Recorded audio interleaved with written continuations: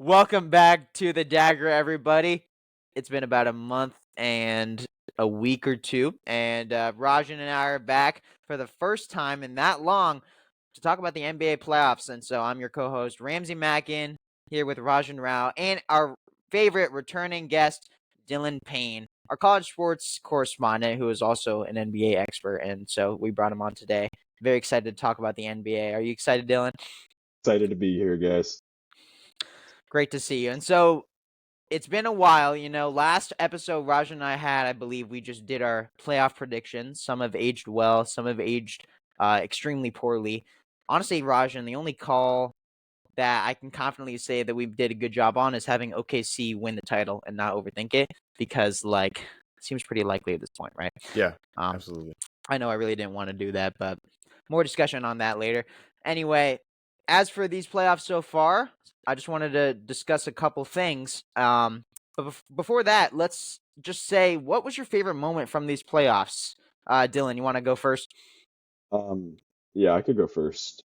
Honestly, my favorite moment from the playoffs, like singular moment, was that Halliburton shot that hung in the air for what seemed like a 1,000 seconds just before dropping in and Right. breaking the hearts of the Knicks faithful in Madison Square Garden. That was just awesome. And then the throwback to the Reggie Miller choke Staring while right at Reggie him. Miller is pointing at him like that was awesome. That is an all-time playoff moment for me after how good that game was. So I can't go with anything else other than that. I would say that mine is probably Jason Tatum getting in. I'm just kidding. That I think the same thing for me. Halliburton's that shot was just legendary. It was in the air for like 6-7 seconds. Okay, I'm sorry. I had to try. It was a really really cool. 2 minutes. 2 minutes into the episode. Wait, Go okay, ahead. we need some tomfoolery for this episode. That shot was iconic, and it's just like crazy because he's been getting so much hate all year. I mean, like I remember during the Olympics, like he was getting hate from like they did like a little B-roll video of the whole team, and like he was the only one smiling, and people were just like dogging on him on Instagram Reels and like every social media platform I could see. To see him like just like flourish in the way that I think we talked about how we thought the Pacers could totally steal games from Cleveland, and we still picked Cleveland to win. But we talked about how underrated they are, and I mean they just continue to prove that. And I know that everyone's probably going to pick Thunder to win the chip, but I cannot help but root for the underdog in the Pacers. It's just so cool to watch. I get that, and I totally would agree with you guys that the Halliburton moment was my favorite moment. Unfortunately, I turned the game off when the Knicks were up by 15 in the fourth quarter, like an idiot. Serves me right to believe in the Knicks, but anyway, I've had some pretty dark moments these playoffs, as you may guess. I'm wearing this jersey in memoriam, but I would say my favorite moment, biasedly, has been when the Celtics rallied back in Game 5. I mean, us fans were just kind of clinging on to hope after being down 3-1. Obviously, people come back 3-1 all the time, and so that was a really dominant win, won by like 20 plus. But then we went and got whooped in the Game 6, and I don't really want to talk about that too much. But overall, some people say the playoffs haven't been super exciting. We've lost a lot of the superstars and the top-heavy teams at the beginning, but I think it's been great. I think we've gotten a lot of great TV, and I think we're going to continue to get more, right? Yeah, and the rivalries. I mean, like now New York and like if we talked 5 years ago and said Indiana and New York would be like probably a top 4 or 5 rivalry in the league, I don't think we would ever have thought that. So that's pretty great. It's nice renewal of like a real historical rivalry too. I mean, there's definitely some bad blood between those two fan bases, or at least the older side of those two fan bases. So it's nice. It's nice to see older rivalries reignited like that. And so on that note, let's begin with a discussion of the Knicks and Pacers. We're 2 games in. Well, we're recording this on Saturday night, and this pod will be out Monday morning.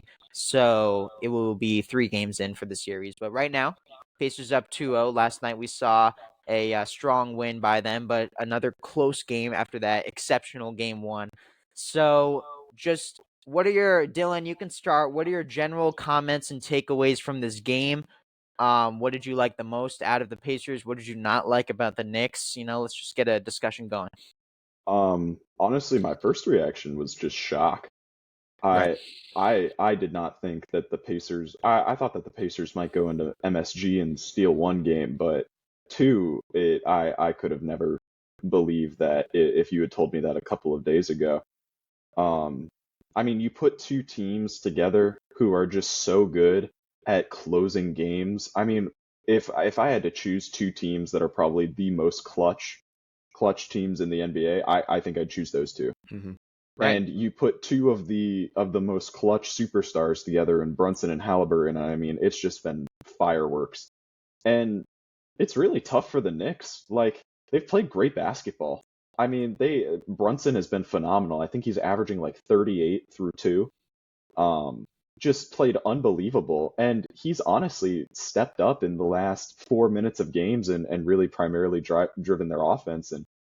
But the Pacers, like they have this entire playoffs, just find a way.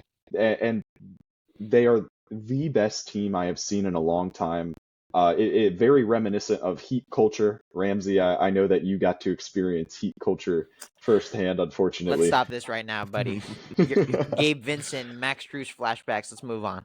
Oh yeah. Just ridiculous, their ability to not only close out games but just to keep it close enough to be within striking distance. The pace of these two games have been phenomenal. I mean, some of the fastest action I've seen in a really long time in the NBA. Right. Bodies flying all over the place. I mean, you can tell, just it kind of cliche to say you can tell how bad these teams want it, but I mean, bodies are diving all over the floor, hard physical fouls. I mean, great defense all around. It's just been a treat to watch, and I personally, selfishly, I hope this game goes to 7, or this series goes to 7. I love the basketball that I've been seeing, and yeah, just great basketball overall. But the Pacers just on another level right now with their execution late in the game. Yeah, you had texted that they've, as we've been seeing play really aggressively. And fun fact, just on the note of the rivalry, since the Knicks and Pacers first met in the 93 playoffs, they've played 48 games against each other, and no two teams have played more playoff games against one another than the Knicks Pacers, which is Wow, crazy, right? that is, Because the that is Knicks crazy. haven't really been to the playoffs that much in our lifetime, but 48 games because of all those series in the 90s, and now Mhm. we're coming back. And I think they played maybe one series in the Melo PG era. I don't remember, but anyway, a lot of history between these teams. Rajan, you have anything to add? Yeah. Dylan is like hit it right on the head with how beautiful it is to watch the games. I've talked about how boring the NBA has been this year as a league because all we see is teams like just chucking up threes and not really playing like with a real style of offense that's like cultivated towards that team or like what their strengths and weaknesses are. And it was so cool to watch that last night. I feel like I got to see the pick and roll being played by New York with Brunson and Mitch Rob like almost every possession, and it was like amazing to watch the roll and like watch how Siakam plays this time, or if he throws a lob and then Robinson dunks it, and the back and forth was great. The other thing is like we turned the game on midway through the second quarter in my house, and it was already like action packed, and I'm sure it was like that from the beginning too. This is not like a regular playoff series where I feel like the teams will maybe take it not easy in the beginning of the game, but there's not a sense of urgency like there was last night and in this whole series. It was the same way for game one. That's like the most cool thing to watch as a basketball fan because you're on the edge of your seat your whole time. Last night was probably the first time since like I want to say since like the Kawhi or the Raptors Warriors finals when like I had a lot at stake as a Warriors fan and I was like watching every game because it mattered so much. Last night was the first time since then that I felt like holy crap, this could go either way because the Knicks made that run at the last like 2 minutes when Cat came back in. It was just beautiful to watch. That's what basketball should be. So selfishly, I want the Pacers to just win because I want the underdog story, but I the best thing would be for it to go to 7 games. That could be just insane to end an MSG and like, you know, ups and downs for both teams. I mean, it's just going to be amazing to watch. MSG has been insane, by the way, and we've been talking about this a lot too. But oh my goodness, I hate the Knicks as a Celtics fan, but it's really fun to see the atmosphere there and all the celebrities and how loud the stadium is, and the complete lack of Indiana jerseys, which people are saying like there's pretty much no Pacers fans allowed. I'm not allowed, but I'm just saying, there's a huge culture there. Unfortunately, it's been very quiet over the last 2 games towards the end, and so we'll see how that goes. How do you guys see the Knicks' best route into getting back into this series? Down 2-0, they definitely obviously have to steal a game in Indiana, ideally both. It's going to be pretty tough for them for sure. But you guys were talking about Tom Thibodeau, for example. So, what adjustments does he need to make? Okay, well, the first thing is Cat cannot play less minutes than Mitchell Robinson. That just cannot happen in a playoff series when you have the best shooting big in the league and he's playing less. Self-proclaimed. Self-proclaimed Big Purr. Like Big Bodega. Is that actually one of his nicknames? Yeah. And when he got to New York, they started calling him that immediately. Actually, they really did. Okay. they need to play him. I texted this in the group chat last night, but I was telling my parents the same thing when we were watching the game. They literally went on a 10-0 run in the last probably 60 seconds between the 2-minute mark and the 1-minute mark when Cat came back into the game because he sat for 6 or 7 minutes of the fourth quarter. And that was not intentional. Right. That's actually true. Right. He sat that long. That's inexcusable coaching. And I pulled up the depth chart and the box score from last night. So the Pacers had 11 different people play, and their bench contributed more than an hour of their minutes, which I don't know how you think about that, if that's significant or not, but that's pretty significant. Obi Toppin played 20 minutes, Yeah. TJ McConnell played 14 minutes, Shepard played 12, Mathurin played 10. 11 different people stepped on the court and had an impact. And the way that the Pacers play ball is so selfless that it doesn't really matter who's going to score when. Last night, Siakam went crazy, but it could be any of them that have that crazy. It was Nesmith that had the crazy threes in game one, right? Yeah. So it can move around. To me, it feels like the Knicks are so centered around Brunson having big games.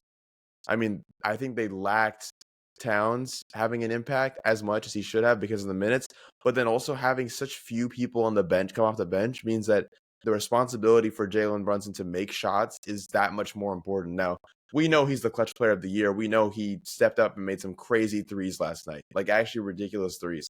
But I don't think that's sustainable, from an energy perspective and from a load management perspective. They have other stars on their team that can play and make shots in the clutch moments. They need to give them more opportunity because otherwise Brunson's going to be running into a ditch and he'll be just exhausted. I mean, he's already played 2 full series against really good teams. So I don't see that being a solution.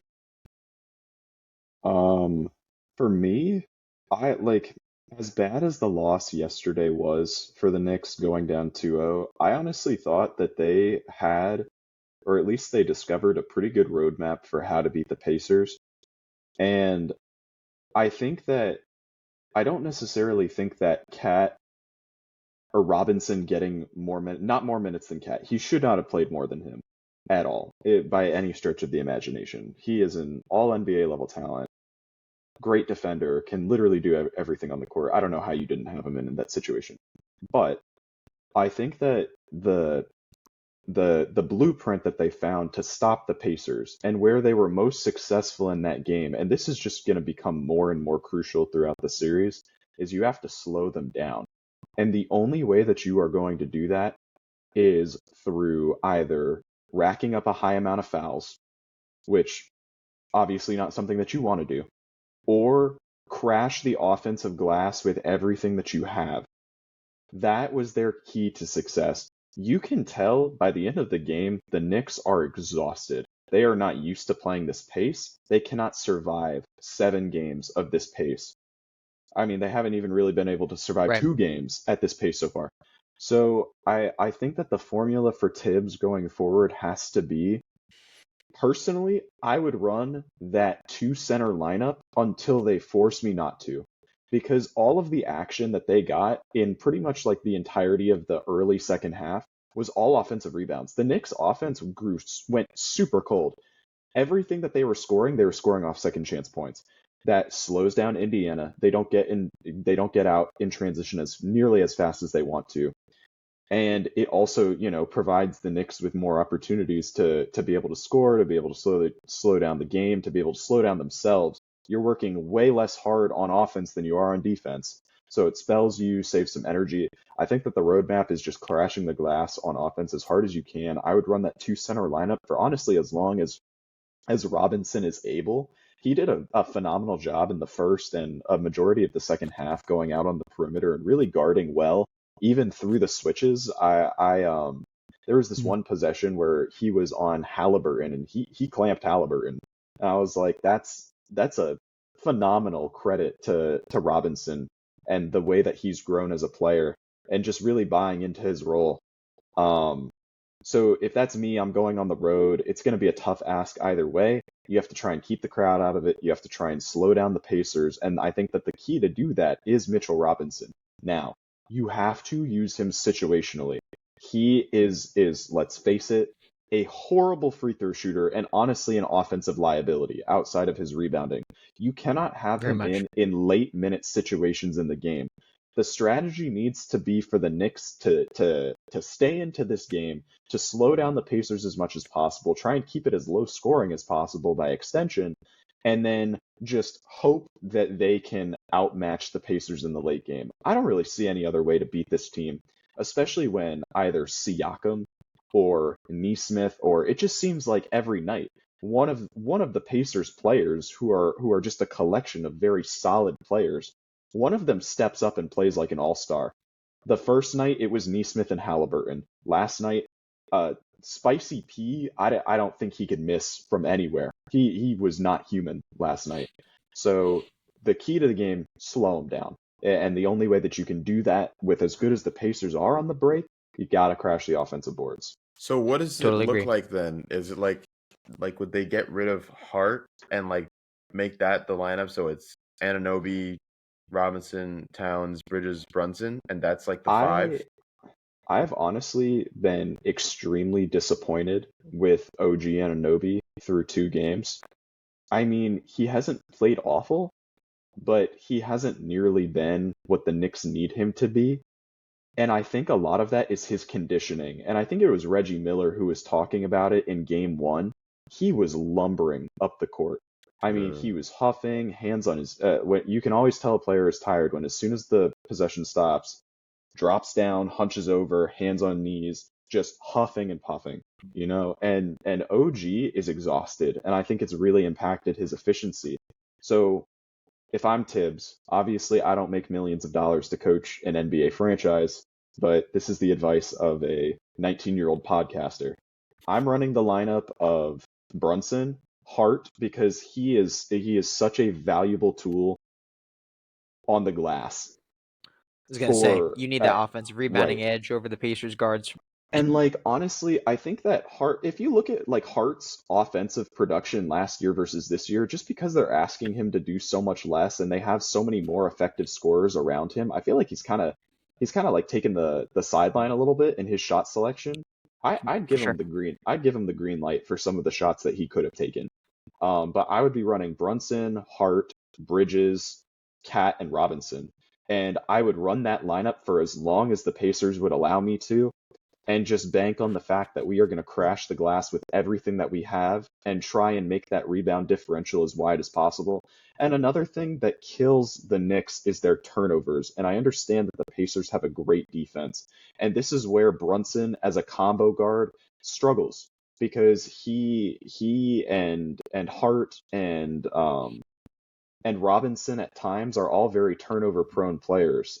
They've really struggled with that this series, and it kind of negates, in a way, all the work that they did on the offensive boards because they give away those points, and the Pacers are so good on at capitalizing in transition.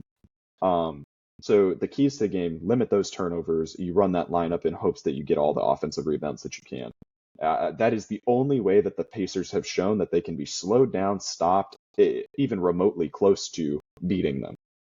Totally right. I thought one of you guys were gonna say this. Can't spell Pacers without pace, right? If you take a look at this team, their depth, 10, 11 man lineup, and I just want to speak I can say so many positive things about this Pacers team. Obviously, as a Celtics fan, I've been respecting them since last year, and I know we swept them, but like getting that far was incredibly impressive at that point, and they've really just improved in the time in the last season.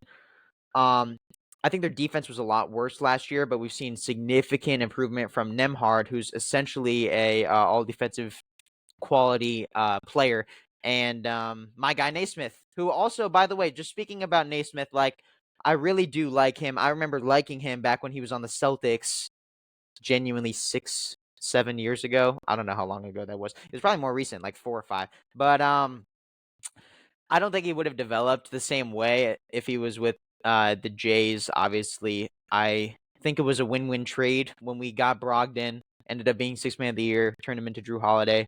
You all know how that went, and I do miss Nate Smith, but to see him do this well on the Pacers is really exciting. But yeah, he's an elite perimeter defender. The offense, which credit to Rick Carlisle, one of the best coaches in the NBA, and the NBA has a lot of great coaches, but he has so much experience against so many great players and point guards, Halliburton, and then McConnell, who is a scoring machine, by the way. Credit to McConnell. He literally like can get the lay on anybody. It's unbelievable what he does. And Siakam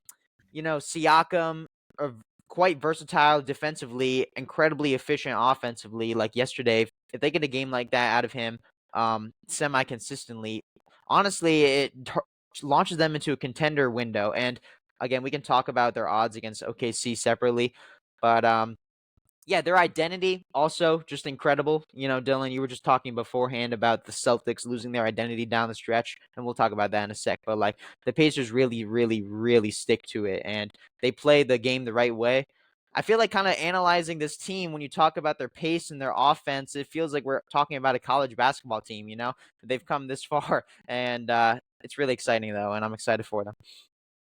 That's honestly what these first two games have reminded me of. Like it feels like a college game. The atmosphere, the pace that they're running at, and like honestly, just a fair level of like an acceptable level of sloppy basketball. You know, like turnovers really, really good. Defense forcing a lot of tough situations. The shot making, the runs, like it's really felt like a great college game. Just the pace as well. You know, And the all momentum of just that keeps I've really shifting enjoyed. back and forth. It felt like we kept getting like these runs of like New York just like threes, and you like Brunson shoots it or Cat shoots it, and you know it's going in. And then the Right. opposite's true too. There was that amazing outlet pass from Halliburton to Siakam, um, and then Obi Toppin had a couple dunks. It's just amazing. So much fun to watch. Um, let's talk point guards. Yeah, so Dylan had an interesting comment earlier about just the traditional point guard and where that stands in the NBA. So you want to talk about that quickly, Dylan? Yeah, sure. So listening to our friends, our good close friends at the Bill Simmons podcast, shout Yeah. out to those guys.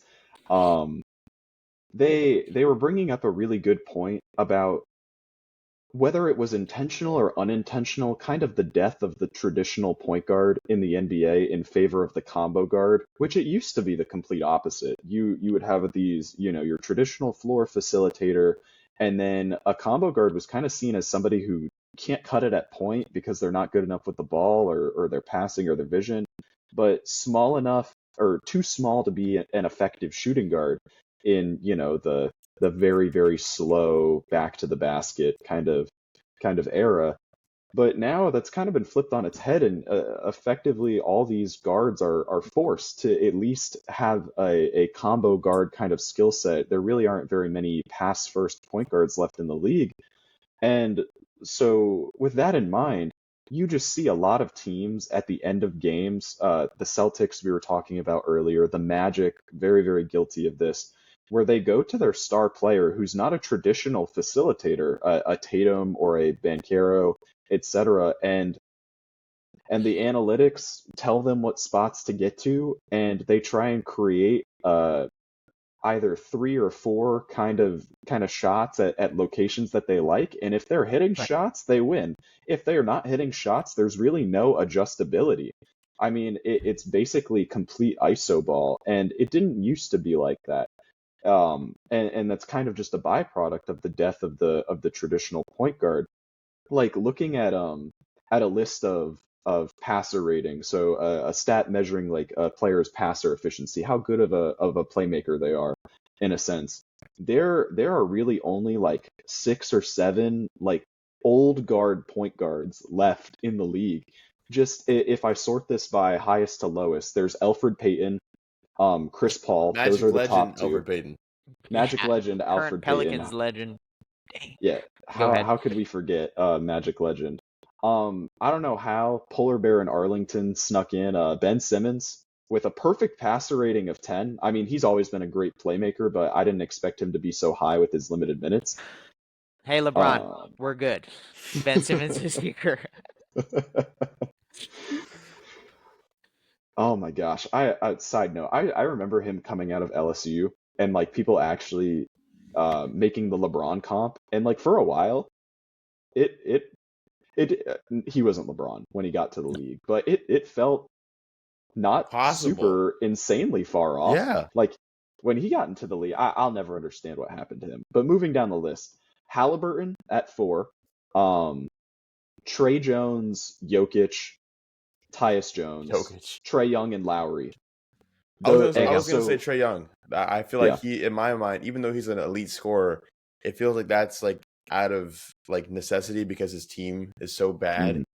and not because like I'm sorry to Hawks fans. I know Cam's listening to this, so He just drops a lot of dimes. I mean, he's given a lot Yeah. of He does. opportunity. Yeah. So But I mean, if you go and look at this list as a whole, Elfrid Payton, Chris Paul, Trey Jones, Tyus Jones, and Kyle Lowry, those are all kind of like guys of the old guard, like really before the league, or maybe in the process of the league, like changing towards this, some before, some during. But these were all guys that existed before or far before the NBA kind of looks as it does now.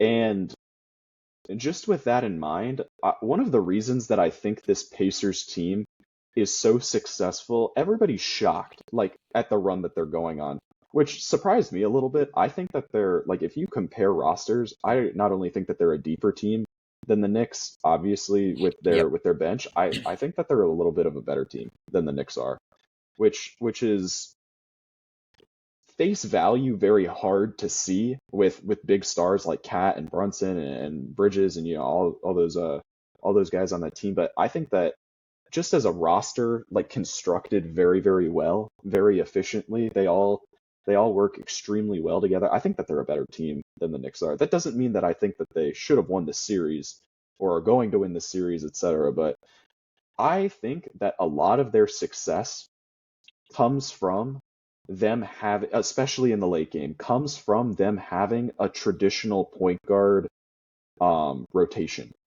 I consider Halliburton to be one of the best facilitators in the NBA. I think he Mhm. plays pass first Mhm. a lot more than people think he does. And I think that game 2 is a really perfect example of that, where he wasn't a primary scoring option, but his work as a facilitator was Exactly.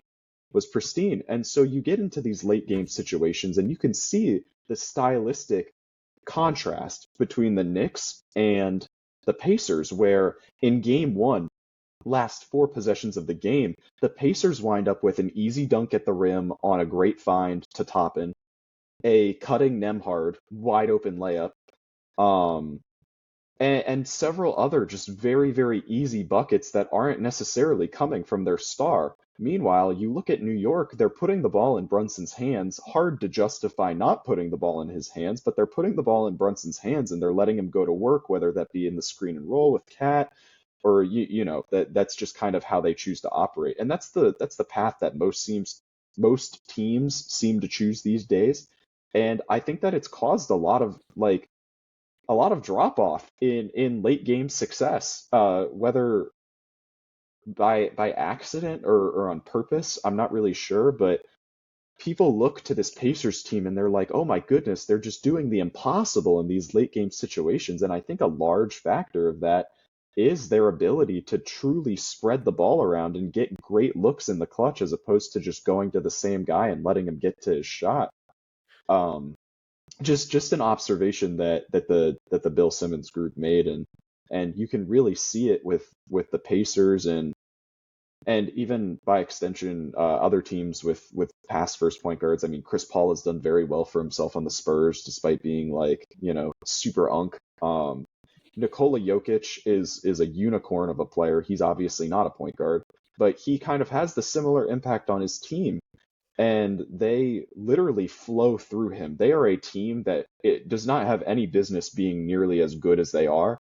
And as a result of Jokic being able to get people involved like he does and work in a like almost a traditional point guard role, he elevates guys' games like Aaron Gordon and MPJ, and all those guys just find so much success from what he can create for the team, how he can elevate the team. So it's been very interesting to see how the NBA has shifted away from those kind of guys. And honestly, I think they've gotten to a point where they've shifted so far away that it's almost a huge advantage to have a guy like this. And we're seeing the fruits of that in this series so far through two.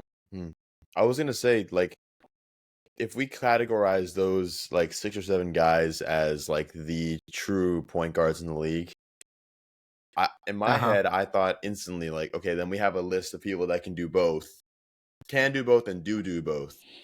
And then we have people that are really just glorified shooting guards that are either too short to play the shooting guard position or maybe are not as good at the rim, like you were saying, Dylan. I have a question then.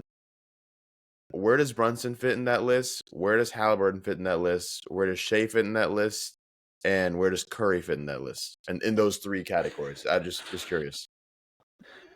Well, I think Ooh. Hallie, again, all of these guys are point guards, and so they're supposed to be in the middle because they are all obviously the best player on their team, and they need to be incredible playmakers. But I would think Hallie could lean a bit more.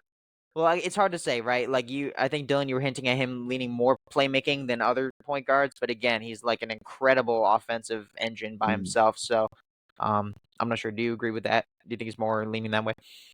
I just think that he's a guy who's so versatile that he can go either way. Like if you Right. look at his game 1 performance versus his game 2 performance, it was very, very clear. Yeah, it was very clear that his emphasis in game 2, and people wanted to trash his performance. I really didn't think he played that awful. I mean, he certainly didn't have his best game, but the work that he did as a facilitator shined through to me way more than what he did as a scorer versus game 1. He has that ability to just scorch you. But I think that the difference and is not what they can do, but it's how they like to operate. So like a guy like Curry, right? I think that he has every ability to be at least a decent facilitator, top half of the league facilitator. But Draymond runs a lot of the action for that team because Curry is so good at running around for 40 seconds and then finding an open shot because he's so crafty and he's so good off the ball, and Draymond knows how to find him, and they've made a championship dynasty out of that action right there. So I wouldn't necessarily consider him like in that traditional point guard role. He's more of like a combo guard who can sometimes facilitate. Brunson, I think, falls into kind of a similar category. His I was game's gonna say really the same unique. thing.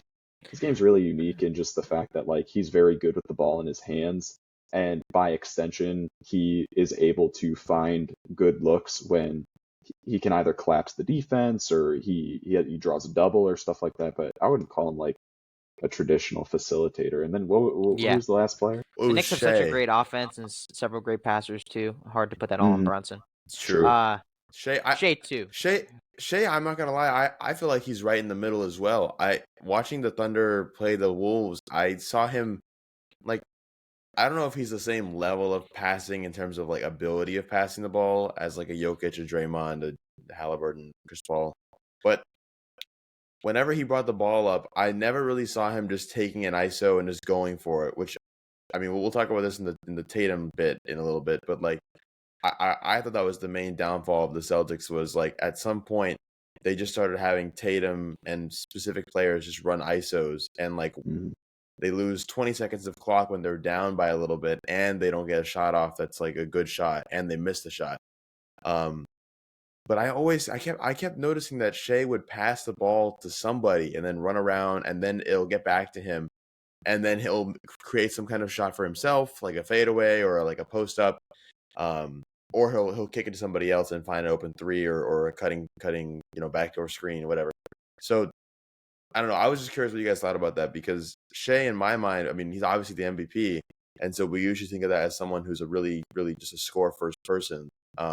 And in the past, that's who you gets that award. We got KD and Steph, and of course LeBron's gotten it multiple times, and then Giannis.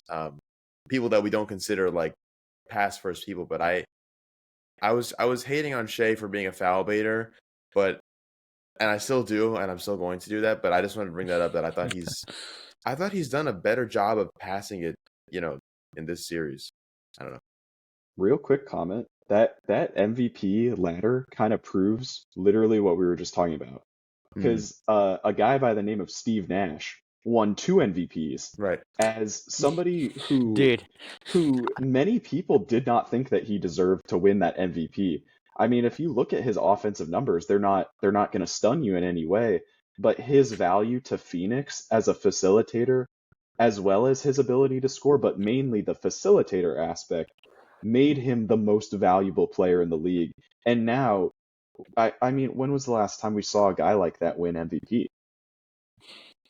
I Doesn't think exist. Nash was the last one. And also, you stole my segment. I literally have a tab open that says Nash 2004 to 2005 MVP stats, because I wanted to say that man averaged 15, 11, and 3 and was the most valuable player in the league. And I just wanted to make the point. We will never, ever see that again. And we will never come close.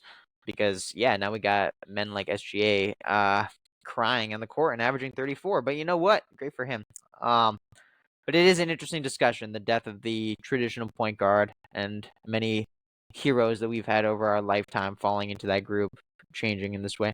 But it's been over a long time. And then real quick, I just written this. Oh wait, I actually do have a separate question. Who do you guys think? Do you guys think that Halliburton is now officially more of a villain to MSG than Trae Young? Yes. Yes. Yes. Okay. Oh my God, those shots were crazy. Okay, just making sure. I thought after game 1, literally just game 1, it was probably over already. But then he hit the 3 in Brunson's face last night, and I was like, "Oh my God, that was crazy!" And that, like, the crowd went from like screaming to nothing instantly. The throwing up the Reggie Miller choke elevated him in game 1. pretty quick, about as fast as a player could rise, and not to bring up some potentially extremely offensive memes that have been circulating NBA Twitter, but if you know, you know. Okay, man. Moving on. I do just want to shout out. We do not condone any behavior that goes on NBA Twitter. Absolutely. Just want to make a comment about the death of the super team. Now, this is a segment that Rajan and I, we could spend a whole while on, I think, just picking through exactly the last super team to win a championship, which I would just classify as the Warriors, because I think in the age of parity since then, as obviously everybody's been seeing, this is going to be the 7th different champion in the last 7 years, which has never happened in NBA history. We've had a ton of new, mostly organically grown teams, and they all have multiple things in common, obviously. You usually need one of the best players in the world, but you also need incredible depth. And these teams can't be purchased and can't be shallow or have these incredible flaws that you can see right through. And so, we've obviously, over the years, teams like the Suns, who we knew were going to flop, the Nets were too good to be true, the Sixers right now, way too much of a failure. But just want to give some credit to OKC and Minnesota and Indiana, these teams that really are like showing what the direction that the league is going in. And New York, I would say, is the outlier here. Now, they've spent a lot of picks, for example, to get people like Cat and Bridges and OG, but and they play a really really shallow team. Like they have 7 or 8 guys usually, but I don't know if they'll prove us wrong. Most likely not. But do you guys have any comments on if you think it's still possible to win with like a big 3, or if you think we're not going to see that again for a while? I don't think it's gonna happen for a while. Like even Cleveland is like they're a super team in that they have 4 insanely great. Well, I wouldn't say Jared Allen's insanely great, but they have 4 great players. But they're all. I mean, Jared Allen's been on the Cavs since like 2018 or something, or around then. Because I don't remember. Yeah. I remember playing as Jared Allen on NBA 2K 17 and 18. That's how I know like he was there. Was he still in the Nets by then? Oh, Back he might then? have been, but he's been there for a while. Is my point, and it's not like they just Yeah. did a bunch of signings and in free agency to get these players. Like the only one that they landed was Donovan Mitchell. Um, we're and even the Warriors run when they made the run in 2022, most of the depth on that team was homegrown talent that they kind of just like not tanked for, but after Steph got hurt, they had those picks and they were able to use those 2 years around COVID to build their team back up in that way. To me, that's like the biggest, like, I don't know, like in the best impact, um, that a team could have. I don't know why I just said that. I just heard something in my house. Um, like you're right. We haven't seen a team do a full super team thing. I think the only team that came close to that was maybe the Lakers this year. With I guess like the big 3 would be Luka, LeBron, and Reeves. I Reeves. mean, they didn't come close. Right, They got exactly. destroyed. And I mean the Celtics also play a pretty unselfish style of ball that you could say is not really a big 3 or a super team. But they are a super team in that they have superstars. I don't know where you guys would classify that. They have, yeah, I've actually like I understand both perspectives on like last year's Celtics were a super team. Obviously I don't really think they are because I don't think Drew Holiday and Kristaps Porzingis and Derek White, who are everybody knows are all like incredible productive and like great players to have in a playoff run. They're not like super duper stars. They're not like they weren't huge free agent signings or anything. And the 2 main guys were the 2 Jays that have been here their whole career. And so it can kind of go both ways. I also think that we're probably not going to see a new super team due to the new CBA laws, which I'll talk about in a sec during my Celtics segment. But do you have anything to add, Dylan? Um, Honestly, I have a little bit of a different take on this one. I I would have to do a bigger deep dive into NBA history to find a little bit more support for this take. But I think that the super team is a very cyclical thing. Um, Hmm. and the reason I say that is because like let's look at the common era, like the newer era of NBA basketball, right? I think most people would agree that the first super team of that era was the Boston Celtics. Yeah. And Oh if wait. you Yep. look at those players' careers, they had all started as homegrown drafted stars, but they just got into a certain point in their career, like not necessarily later in their career, but a little over halfway through their career at the very least, where they were not finding success where they were, and as a result, they looked towards other options. And then what followed was the Heat super I team was about to in say that response. was exactly what LeBron did. That's what he said.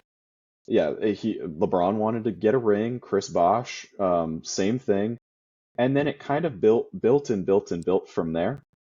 But if you look at all of the super teams that were assembled in that era, they were all players of a very certain age. And with those players kind of being phased out of basketball now, I mean, how many players are left from very recent super teams? Braun, Harden, KD. I guess you could, Kyrie, the Warriors, if you count yeah, all of them. Kyrie, Yeah, and like yeah. those are all players that are kind of on their way out, like Yep. already. So I just think that this new wave of the next generation of the NBA, you got your guys like Ant, you have Halliburton, you have Donovan Mitchell, you have Banchero, I'm sure I'm missing a bunch of guys, but you have Wembanyama, you have all these guys, FTA. uh, um, yeah, FTA. Um, Possibly Jalen Williams. I really don't know how his career is going to shake out. Maybe like a Harden scenario almost. I don't know. Wow. Yeah. But you look at all those guys and they're still very young.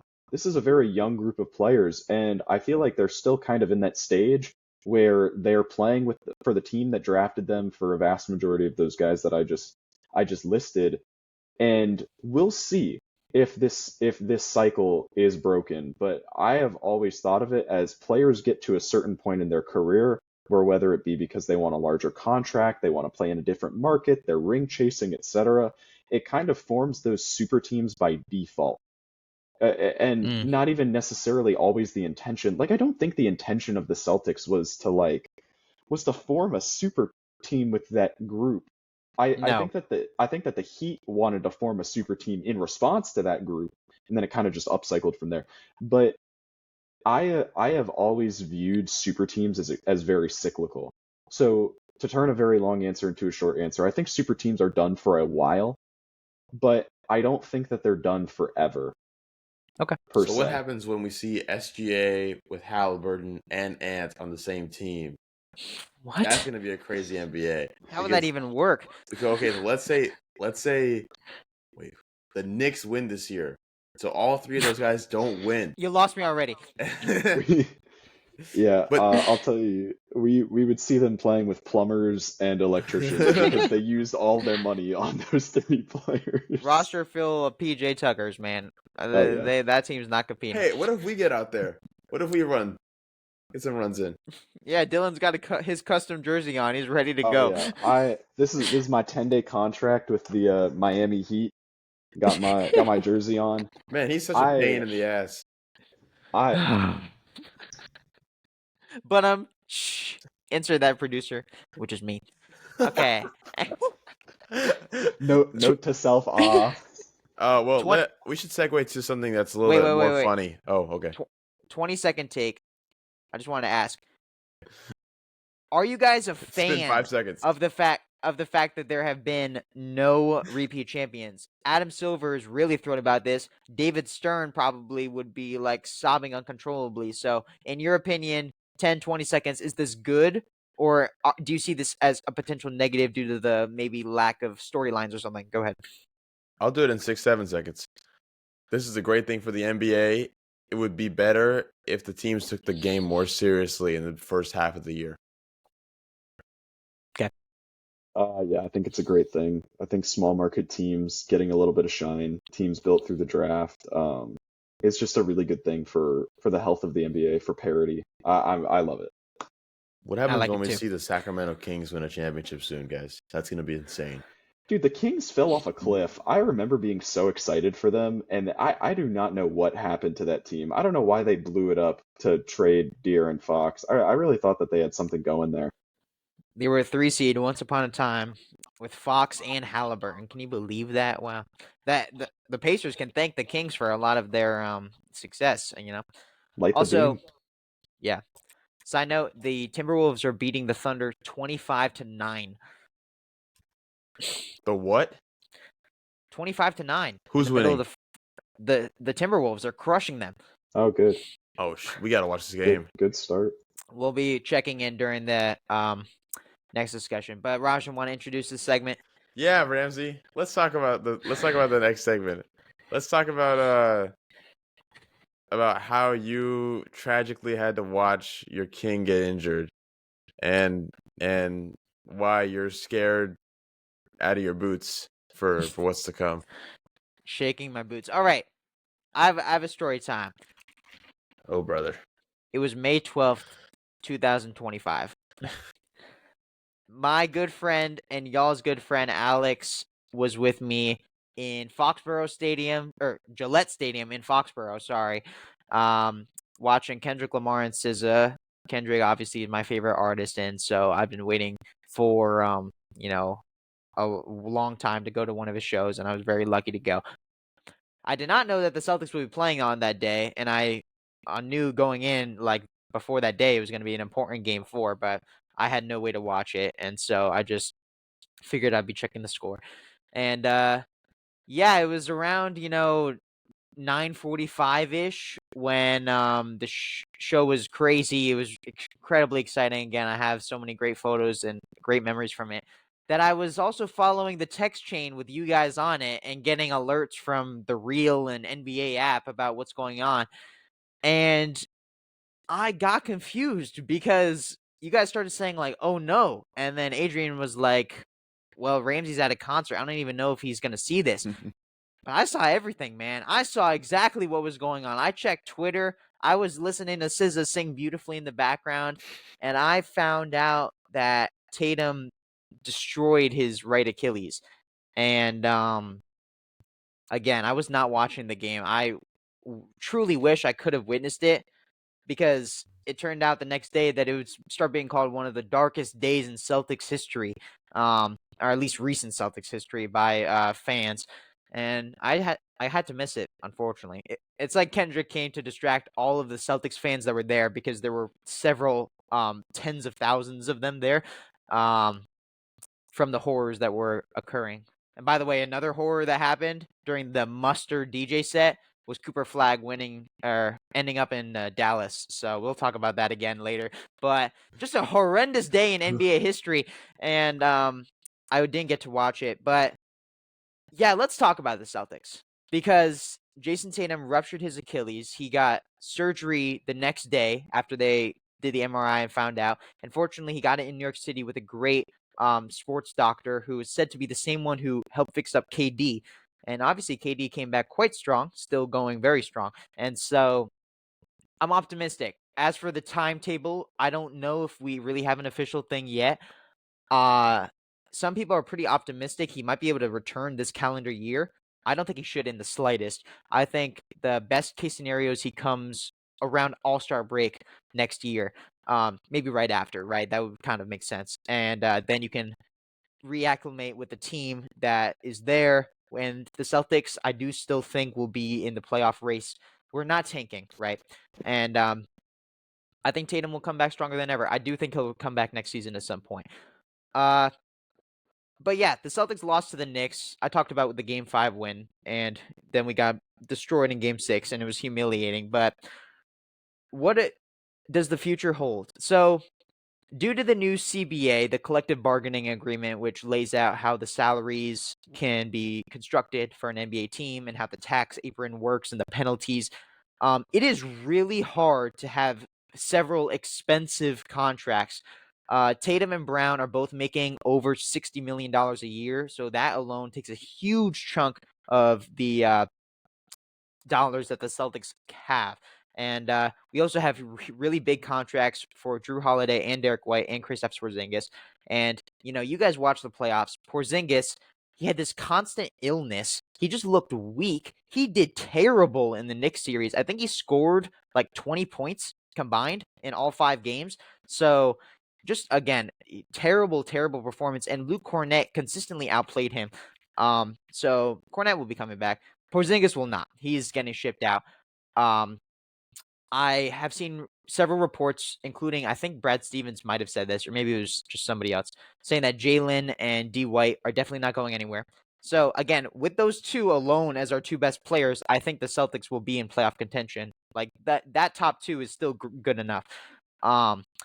And I do think Drew Holiday is gone, though. And that really makes me sad, because I love Holiday, and pretty much every NBA fan should love Holiday, but I really, really liked him during the 2024 season, where during the playoffs it was clear about how much of a winner he is, but we can't afford him. I also think Sam Hauser, a player that a lot of NBA teams will kill for, such as the Orlando Magic, right? That would be great to see, but the Celtics can't afford him. We're going to keep Pritchard around most likely, and that means that I think the most likely people to get moved in order for the Celtics to get under the next tax apron and avoid the huge penalties that would come to the new owner with keeping all the players are Porzingis, Holiday, and Hauser. Also, our GOAT Al Horford, former Florida Gator. He's on the cusp of retirement, and we don't have any news on that. His contract, I think, is up, and so he can re-sign for 1 year if he wanted to run it back and go into his 40-year-old season. But the man won a championship. He's got to talk about it with his family. We don't have news on this yet. I wouldn't blame him if he just decided to leave now. If you want to talk about specific trades, I have been looking at a lot of mock trades. One popular one I've seen, for example, is Drew Holiday and Sam Hauser go to the Kings, which we just mentioned, for DeMar DeRozan and another player. I think it was Keon Ellis. And DeMar is a much worse, older, but almost similar-ish version of Tatum. At least you put in a small forward into that lineup and fill in that potential gap instead, and maybe that avoids having to start Pritchard, right? You keep him as your sixth man. I kind of like the idea. It does work financially. I've seen other ideas giving us Duncan Robinson in like a 3-team sometimes. That could be cool. Again, I don't know. I don't know what contracts will look like. I know, though, that Brad Stevens is a genius GM, and he's gave us the championship, and he's going to help us too. But my last comment on this is, Rajan, you actually just mentioned the fact that the Warriors were able to bounce back during their dark period, right? And the 2022 championship came after that Steph injury, and they had that a very, very dark year where they entered the lottery and picked up Wiseman. And so I don't know where the Celtics will be because the Warriors had an extraordinary fall off to an extraordinary comeback, and that worked out perfectly. I don't think the Celtics want to dip that far. I think they have too good of a roster to do that. I think that Stevens is just going to make exterior moves to fix the financial situation. He's going to keep us slightly competitive. We're not going to be contenders next year. I really don't think so. And the year after that, I think we will be. I think Tatum, the year after that, is going to be in more serious MVP discussions than he is now. And again, that's putting a lot on the line. I don't know if that's true, but because it depends on how, if his play style or if he changes in any way after this injury, which I'm really, really hopeful he doesn't. And that's why I'm wearing this jersey to commemorate one of my favorite players in the NBA. And so, yes, I really do care about this guy. And for all the talks about how corny he is, I mean, the man really is just like a loyal, dedicated player. He plays very consistently. He's really an Iron Man who has almost never gotten injured his entire career. He, cares about his son. Sometimes he does corny-ish things, trying to imitate people he likes, and I feel bad. But again, like, he doesn't get into trouble. I don't need to keep defending Tatum. A lot of people have heard my Tatum rants already, but I'm gonna miss him. But I'm excited for our future, even if this means next year we won't be in the usual discussions where we belong. So that's my long rant. But what do you guys think about the Celtics? What are your thoughts? Don't you want to go? Going back to that Drew Holiday trade talk, I've seen some stuff of him potentially to the Pistons. Could very much benefit from the kind of guard that he is. I heard Malik Beasley's name being thrown into that. Oh wow! I think it was Beasley. I forget who else might have been in that trade talk, but that kind of shocked me. I'm not sure that the Pistons would I wouldn't give give up Beasley. Yeah.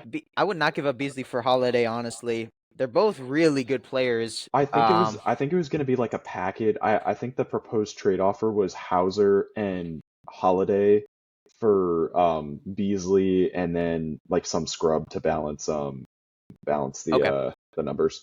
But and at that point it feels like a little bit of a better trade because they could definitely use the shooting help with Hauser. I really like how he's developing, and then obviously Drew is a very versatile player. I feel like at that point the value kind of balances out a little bit. And the Pistons have a lot of cap space too, so that makes it easy for them. Their spreadsheets are some of the best looking in the league right now. I mean, they are really a team to watch. Maybe a topic for another day, but the Pistons have a lot of potential and opportunity in this offseason and probably the next couple. But for the Celtics, it's tough. I mean, you're gonna have to get rid of at least two of your 5 best players. You're shipping off Porzingis. I know he had a very unfortunate end to his season, but still a phenomenal player and somebody who's a very key piece of that rotation. And then Drew Holiday is huge. I honestly think that even at his age, he's still one of the most productive, if you look at all areas of the floor, players in the NBA. Yep. In just what he's able to do, how versatile he is. And, so you're not going to get Tatum back either for, hopefully, we're hoping until the All-Star break, so that way he can properly rehab. And that Celtics team is going to look a lot different next year. The good thing is that the Jays championship window is far, far from over. But Tatum is still an 18-year-old, rookie. He's still just so Yeah. young. He's only 19, man. Guys, he's 19. But their championship window is still wide, wide open. So I wouldn't necessarily be too worried, but the next 2 or 3 years might be figuring some stuff out, and then by that third year, unless Brad, you mentioned it earlier, Brad Stevens, the boy genius, could obviously throw something together, and boom, the Celtics are right back in it in year one. But odds are taking a little bit of a step back to take a step forward in a couple years. So not a bad place to be, but just really hope that Tatum gets better. The league is a better place with him playing in it. He is one of the foremost stars of the NBA, and it just sucks to see such a talented guy not able to suit up and go out there. So best of luck to him. I actually don't think this is that big of a deal. Like, I'm not trying to make you upset, Ramsey, but I'm saying this in the benefit of the Celtics. The Celtics were behind the Cavs by 3 games this year, right? Yep. And then there was a 10-game drop-off, and then we had the Knicks and the Pacers and the Bucks basically all back-to-back-to-back. Yes, sir. Do we really think that the Knicks are going to win 10 more games next year and the Pacers are going to win close to 10 more games? The Bucks certainly aren't.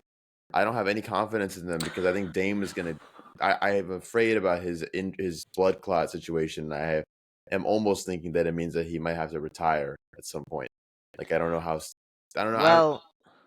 Well, the Celtics are definitely losing a lot of games. I'm projecting the Celtics to finish around like 45 to 50 wins.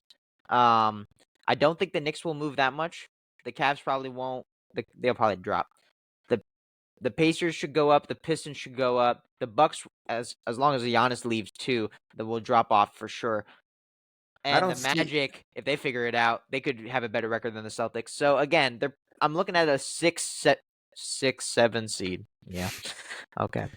Because I honestly don't think, like, Tatum brings so much to this team. But at the same time, there were so many sets in the playoffs before he got hurt that I was just severely disappointed with how he was playing. It was so much ISO ball that it was just like, what they were going to do. They're going to give the ball to him after Drew brings it up, and he's going to kind of sit there and, like, jab in his, like, three-point stance. Not three-point stance. It's the wrong sport. What's it called when you have the ball Triple here? Threat? Triple threat. This is a YMCA legend right here.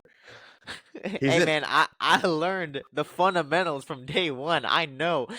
Go ahead. He's in his triple threat, and then he just kind of does this, and then someone sets a screen, and they back off because he doesn't use the screen, and then he forces a really bad 3. And sometimes it goes in, and sometimes it doesn't go in, and more often than not, it does not go in. And so I'm not saying that he's not an impactful player. Obviously, when Tatum is playing well, and for the majority of the time he is, he's easily a top 5 player in the league. It's not even a debate. I don't even think that this team will drop below 48 wins, because no one else if we're just looking at the East, no one else in the East has a roster. Like, you take Tatum out and you take Drew Holiday out and you take Kristaps, I'm always sick, Porzingis out. They're still better than every roster but the Cavs, the Knicks, and the Pacers right now. The Pistons overall are definitely not better than them. The Bucks that are overall are not better than them. The Magic are not better than them. The Heat are not better than them. I think this team should be given a little bit more faith, especially because they're probably not going to just lose Drew Holiday and let him walk for nothing. They're going to get something out of that. And if they get Malik Beasley, that is just all the more reason that, like, if you go to, like, just player for player, right? Cade versus Jaylen Brown. Obviously, I'm taking Jaylen Brown. Like, it's debatable right now, dude. Really? I would take Cade. Yeah. Like, this year, Cade was a better player. And, I mean, Younger for their too. fit for their respective teams, Cade was way more important. And But we also didn't see Jaylen Brown play by himself without Tatum, and when we did in Game 5, he played amazing.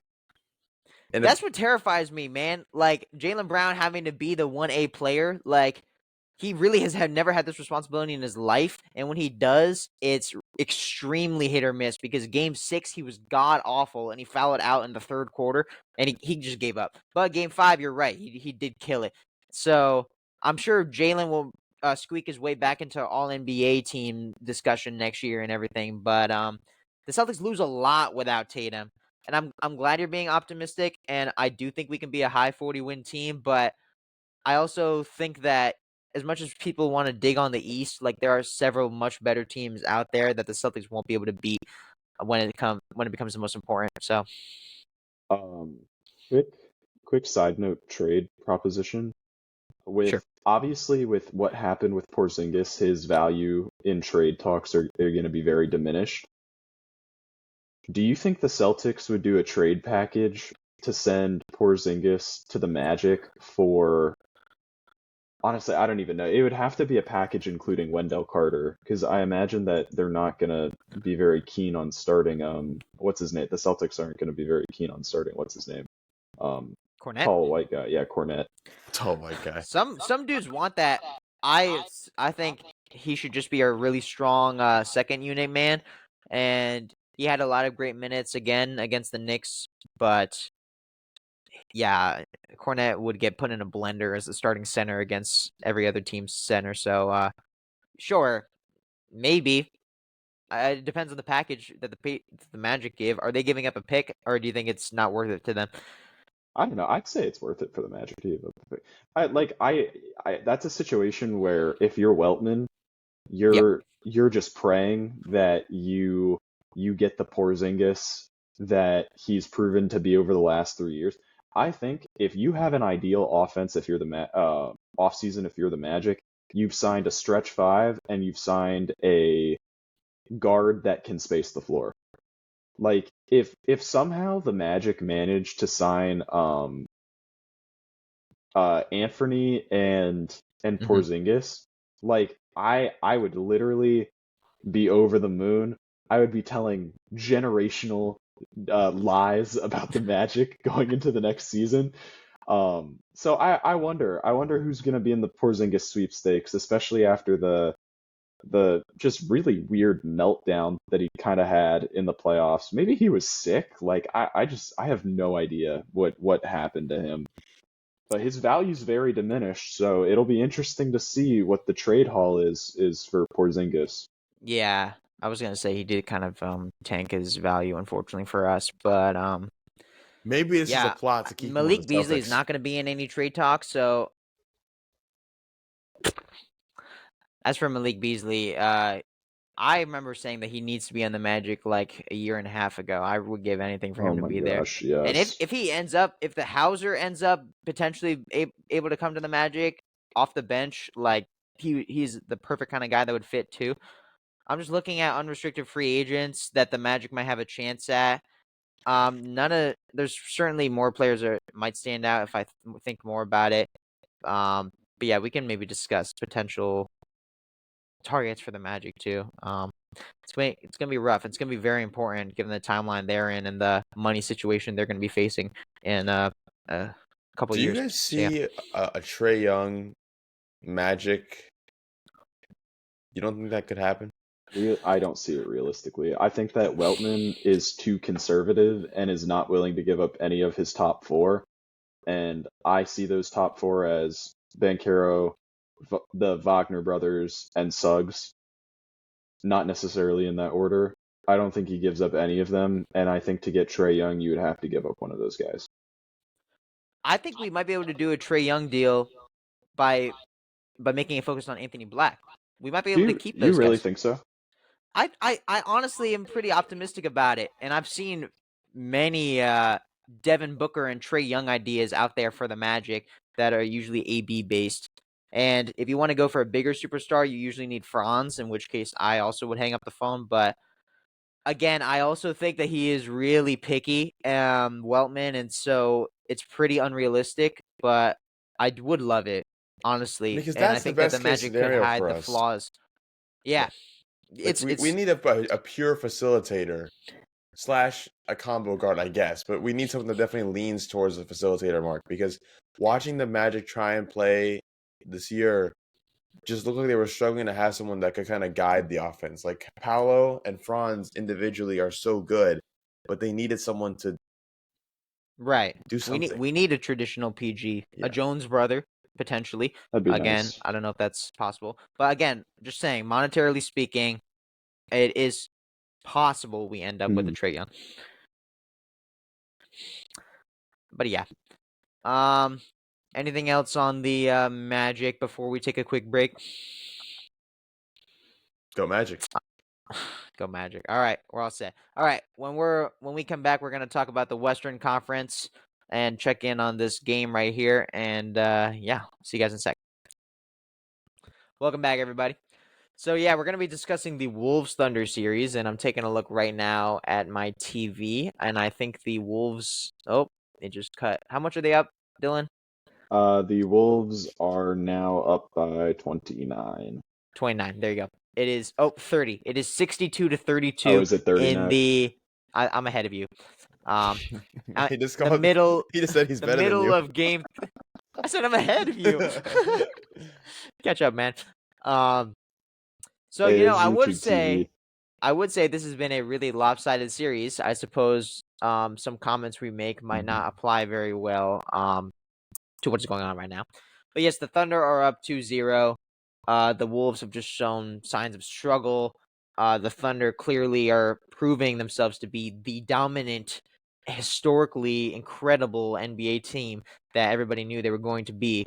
And they're really young and they are not that experienced, but they're still here and they look ready to take the championship away. It's clearly theirs to lose at this point. So obviously this has been a much, I think, simpler to analyze or like less interesting series than the East one. But if you guys just want to talk about your general takes, Rajan, if you want to start, what Sure. have you liked about the Wolves and Thunder? Well, I'm gonna make a little football parallel right now All because right. that's the best way I can describe this.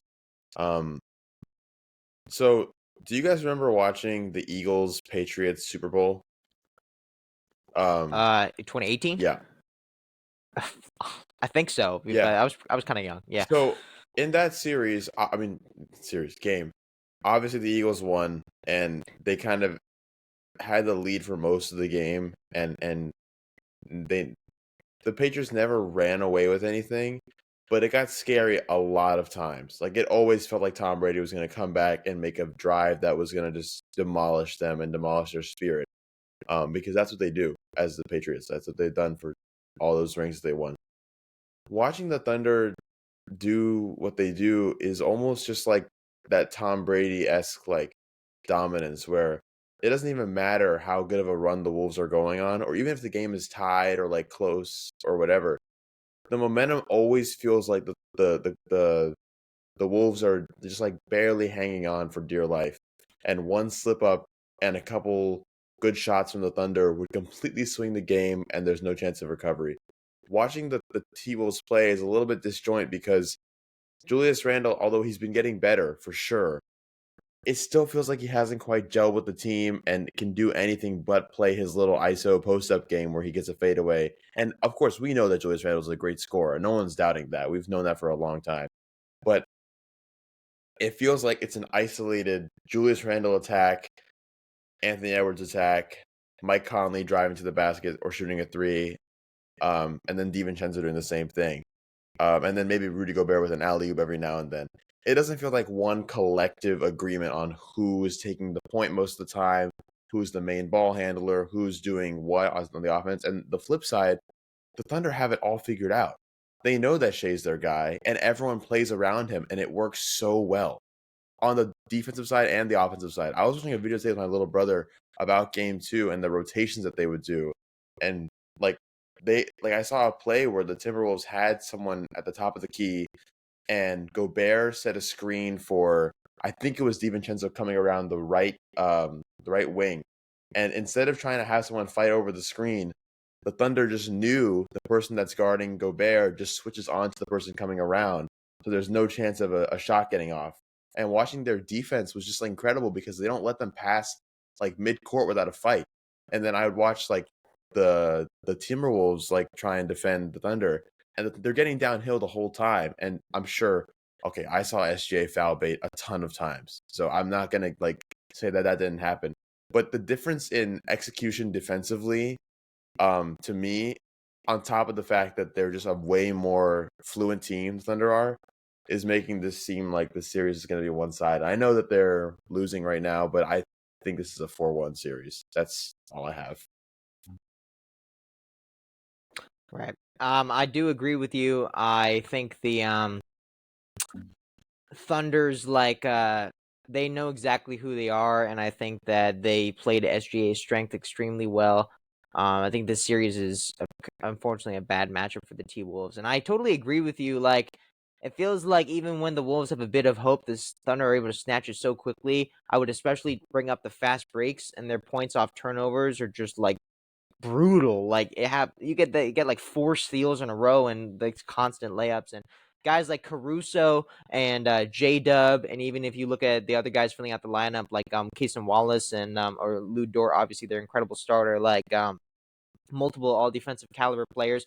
I've seen some incredible stats recently about how historic of a defense this is. Dylan, do you have the stat that you sent on the turnovers? I can pull it up, but I believe that it was that they have the best turnover differential of any team in playoff history. Damn. Right, there you go. Um, I do have right now. I'm looking at that the fact that in the last two or in these playoffs before this game that we're watching right now, Shea and J Dub have 160 assists and 41 turnovers. wow. So when your two best players have a 4-to-1 assist to turnover ratio, like it's literally impossible to lose. Do you have it, Dylan? Yeah, so the stat is opponent turnovers minus team turnovers, Yeah. and their differential is 91. They've turned over their opponents 91 more times than they've turned over the ball themselves. Whoa. And obviously we're not through the playoffs yet. But the second most was the 2018-19 Raptors at 79, followed by third and fourth the 96-97 Bulls and the 95-96 Bulls with 72 and 69, and then the Miami Heat, the 12-13 team at 66. So this is So not even like close to the number 2. This is like Yeah, blowing Yeah. them out. this 4 is champions right behind them too. this is easily at the present the most dominant defense slash not turning over the ball performance we've ever seen in the playoffs, like easily.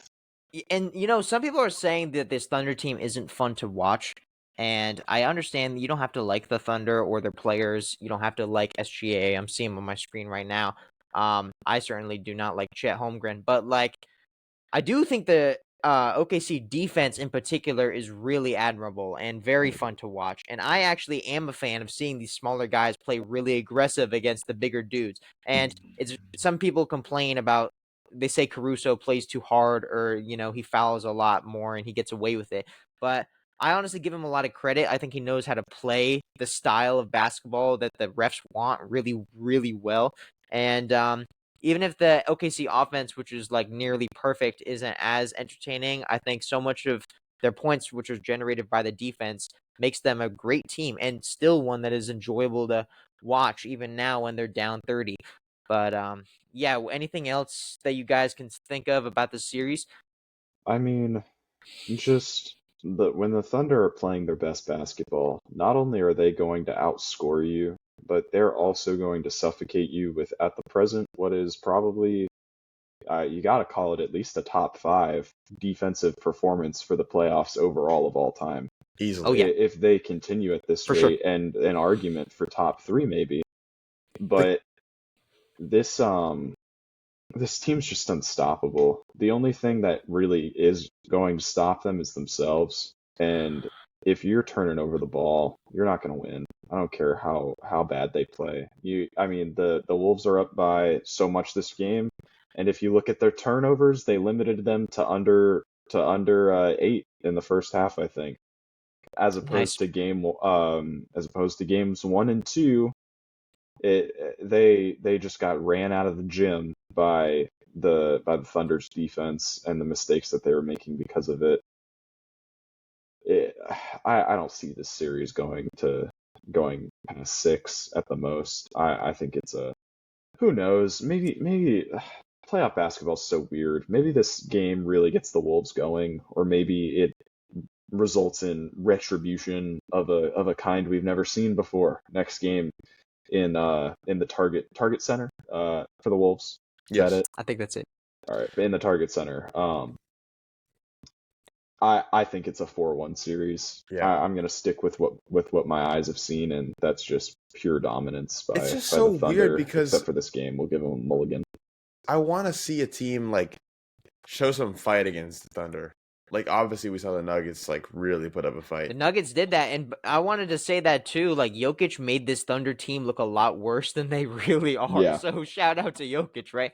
But go ahead, Rajan. But He also made the Nuggets look a lot better than Yes. they really are. But that's what he Jokic does. is I mean- unbelievable. well, I mean, if we're talking about, we're going to talk about MVP as well, right? Yeah, you can go ahead. And do you that. guys, I mean, you guys are the ones that convinced me why Shea should get the MVP over Jokic, because I was a Jokic like Glazer the whole year. I thought he's just incredible, and then Still am. I still am. But you guys were talking about how Shea, or you guys sent me a video about how the metric for Shea raising an already great like 50-win team to one of the best ever is more valuable because it results in a championship. Like, it doesn't really matter if you're like a pretty crap team that goes maybe somewhat far in the playoffs if you have nothing to show for it in the same way at like value. And now I'm starting to compare this Thunder team to like, I don't want to say like peak Warriors, but like this defense is so insane. The way that they rotate on defense is as if there's one person controlling them, and it's like a video game, and you're just switching the player that you are and just going right to where the adjustments have to happen. It's just beautiful to watch. I don't think I've seen basketball being played that well. It just feels like they're a juggernaut. It feels like they're Thanos, and it's like what you said. Like, the only thing that would mess them up is themselves. So if there's like some kind of quantum reality glitch, and then they go back in time and destroy the stones, and then they have like the whole fight, maybe then they'll lose. But yeah, this is Marvel edition of the Dagger podcast. yeah. But yeah, we did talk about the MVP before in previous episodes, and I still kind of am in the camp of that. I would rather celebrate the player who had the most impact and raised their team's expected wins by that much, and that still was Jokic. And everybody knows Jokic is still the best player on the planet, so why aren't we rewarding that? But if you look at historical NBA trends and you stick by what we've done, it had to be SGA. There was no other choice. And I was going to ask you guys this now. Looking back at Embiid's MVP, we all know that should have gone to Jokic. And even Agreed. then, it felt pretty wrong, and it did not age well. And right now, still, we know it probably should have gone to Jokic. But do you guys think that it could age as poorly? Because I don't really think it will, especially if they win the championship. As much as people might dislike it, like, it's still going to be fine. I think he still deserved it. He's still so good. Well, You can't really argue with it. It's the big year 2025, and Shea and the Thunder have already done what Embiid has failed to do. Right. There's in the entire history of the observable universe, Joel Embiid has still not made a conference finals. Exactly. So already, I think it's more worth it. But I'm gonna deviate a little bit here. I still think that Jokic deserved the MVP, and my evidence, like, you can either take two camps in my head. It's a regular season award, or True. or you can look at the playoffs, right? Which they waited for an unusually long time Way too long. announce this MVP. Yeah. And I think that the only logical explanation for that is people were watching the series to see what was going to happen. And I feel like the fact that the Nuggets pushed that series to 7 regardless of the outcome of that series was a perfect microcosm of what we were talking about before, in how Jokic, although the Nuggets are not a better team than the Thunder, that Jokic's value that he brings to his team is significantly higher than the value that Shea brings to his team. Absolutely. And I know that we had a long discussion about like what the meaning of value is, and like the merits of judging it that way versus the merits of giving it to the best player on the best team, etc. I think that series for me kind of confirmed my own belief that Jokic was the MVP. As soon as they lost, it was Shea's. I already think it was Shea's to lose. I mean, he would have really had to put up a historically bad series to lose the MVP, and even still, he might have won it. So That's really well just my said. take. Because like, there's no one that the Nuggets could have replaced Jokic with that could have done anything remotely close to what Jokic does. Like, I'm not even peak LeBron does the facilitating and the level of offense running through him. That I'm not saying he couldn't do it, but I'm saying like Jokic does it regularly, and he's done it for years now. If you Yeah. take another great scorer and put them on the Thunder, I'm not saying they're equally as good because Shea's defense is also amazing, but like, they're still going to win the West, you know? Like, you're right. The difference in value and how you measure value, it's also not consistent. I know that the people that vote on this stuff is not the same between the NFL and the NBA, but in the NFL, they rewarded what should have been Jokic. They rewarded Josh Allen for being a more valuable player to his team than Lamar. But then in the NBA, they gave it to the person that like took an already great team to greatness, you know, like one of the best passer ratings ever and one of the best like seasons passing and running the ball. Like, so I mean, I don't know if they're consistent like a voter base, but I just thought that's interesting too. Like the difference between the sports leagues and what they value more in the two, like in like the prime positions. I don't know. I mean, now that you said that, and like you mentioned how like far Jokic took them, like you tell me like the worst offensive team in the league without him on the court got to Game 7 with the Thunder. Just for a minute, imagine the different conversations that we're having about Jokic if Embiid didn't get that MVP previously and Jokic won the award this year. Like I'm not sure if this is an insane, maybe I'm completely off base here, but I think we first off immediately move him into top 10. I think he's there already. Yep. I think that he gets moved into top 5 if if he wins both of those MVPs. Because that'd be 4 in a row, or 5 in a row if he won this year. Like, do you think a 5-time I think he passes Curry. Because he's already has a ring. I think that he passes. I mean, this depends on your top 5. He has to be the second greatest center of all time. Yeah, I mean, maybe you have Kareem above him, but even then, it becomes a very real conversation to have. Mm-hmm. Like, I don't know. Yes, I think top 5 is possible. This is just a fun hypothetical. I would have to think more about the Larry Bird comp, or maybe Magic too. I don't know if I'm biased on the Larry side, but I also think Larry was like an all-defensive player, which Jokic just unfortunately has never been. But he is a perfect offensive player and the greatest playmaker in NBA history, maybe second or third, depending on how you say. But yeah, unfortunately, it's okay because NBA fans like us can remember that he was the greatest player, despite the fact that he didn't win all the MVPs. Just MVP like the fact shares. that right, exactly. You got to count that too. Just like LeBron winning only 4, but as we all know, he was the best player on earth the year D Rose won it and the years KD won it. Like, we're not gonna forget that. And so, but yeah, to tie it all back together, the Thunder have been incredible and they need to be rewarded, and it depends on your criteria, and SGA still deserving. I wish Jokic had gotten it. Maybe when the dagger grows one day, we'll all have a vote. But until then, we just get to watch the man shoot free throws on our screen. But yeah, how do you guys think this series will end? I'm saying Thunder in 5 as well. Yep, Thunder in 5. Yep. Oh, and then here, we'll do it real quick. FTA, SGA, GTA, thank you. Thunder and Fire.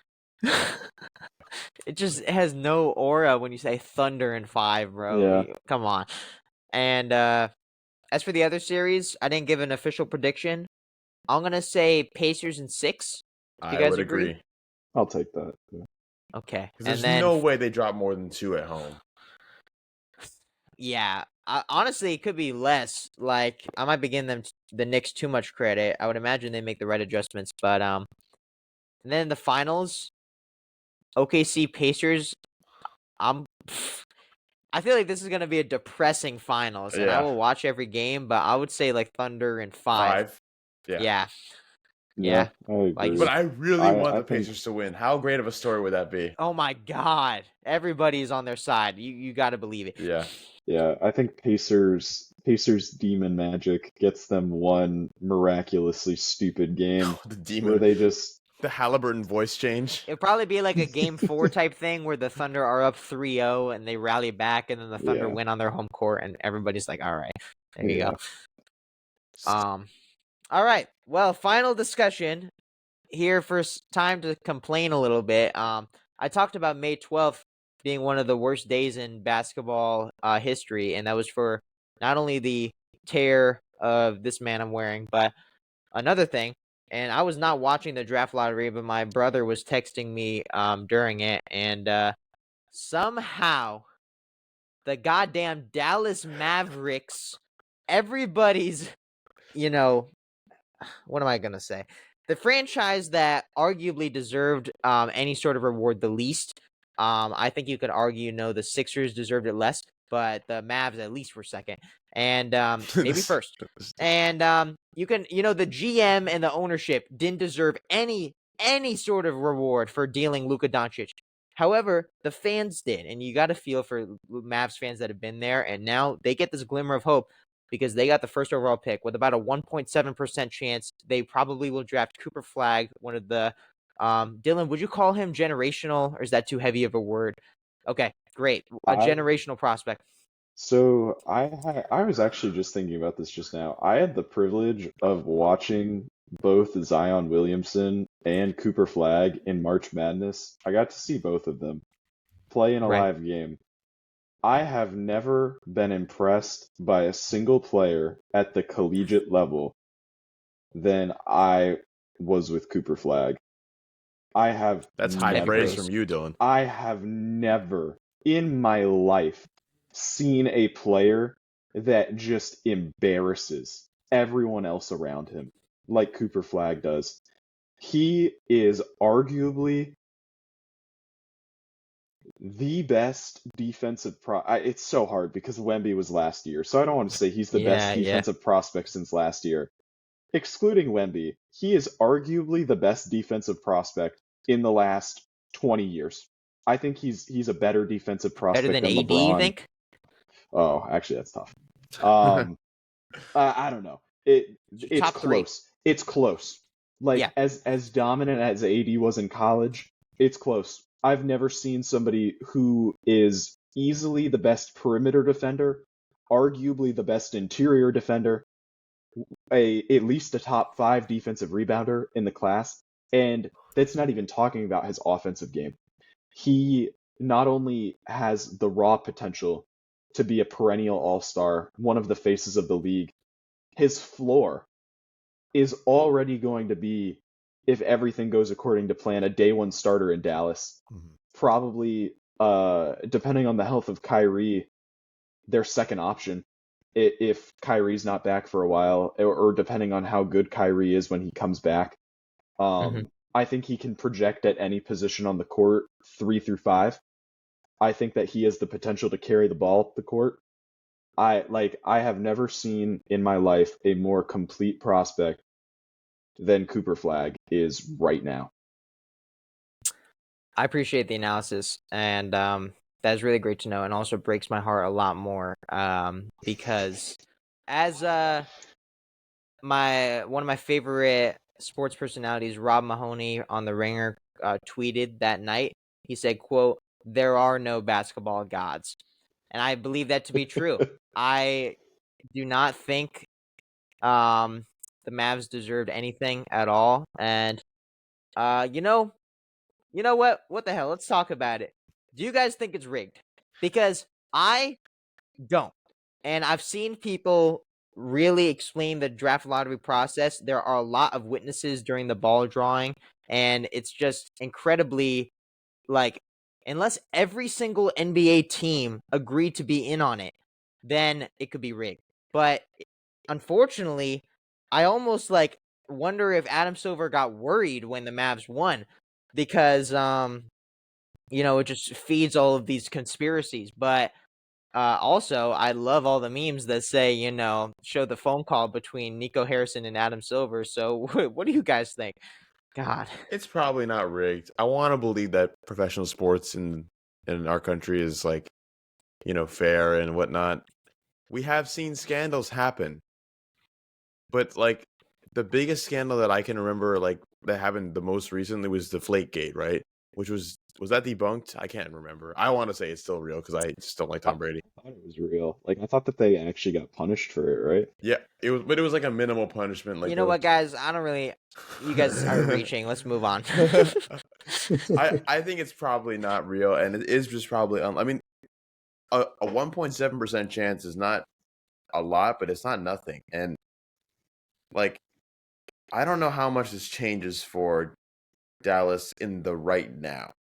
I don't know where AD's recovery is going to be. I don't know how Kyrie is going to play. And they got rid of their two other. Who are the people that they shipped to?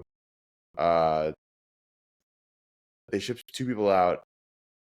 Well, in one of Luca those trades. and they got rid of Grimes, and Quentin he Grimes. popped off. Yeah, he's also one of those like role players that I just like. I respect a lot.